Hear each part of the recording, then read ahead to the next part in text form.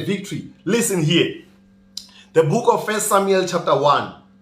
And I am going to read it from verse 9. It reads as follows. So Hannah arose after they had finished eating and drinking in Shiloh. Now Eli the priest was sitting on the seat by the doorpost of the tabernacle of the Lord. What is amazing here is that when everyone have eaten, everyone is enjoying life. So the one that had a burden, the one that have something to pray of, she could not go and rejoice and just do as everyone is doing it. So she thought of going to a place where she can speak to her God. And listen to verse 10. And she was in bitterness of soul and prayed to the Lord and wept in anguish. Then she made a vow and said, O Lord of hosts, if you will indeed look at the affliction of your maidservant and remember me and not forget your maidservant, but will give your maidservant a male child, then I will give him to the Lord all the days of his life, and no razor shall come upon his head. What I like about this woman, Hannah, is that her prayer was very specific. So she just didn't just pray, just like everyone is praying.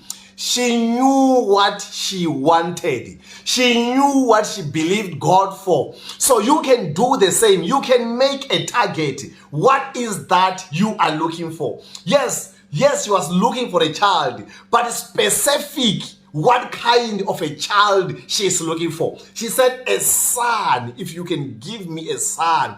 And she knew what to do with what she was asking God for. I mean, this is powerful. She's not just asking something just for pleasure only, but she's specifying that if this blessing God releases to me, this is how I am going to use it for.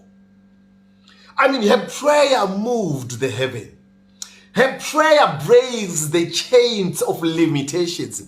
Her prayers, breaks the curse of her womb. Her prayer breaks every, if there was an analogy of a curse of a barrenness, that prayer went right there and break it and says, from now by Hannah, there will be no any barrenness from her family that shall come and follow her, because she knew what she was looking for, and she had faith that if she goes in the place where God can be found, and if she can have faith and pour all of her heart, there is no way where God cannot listen to her prayer.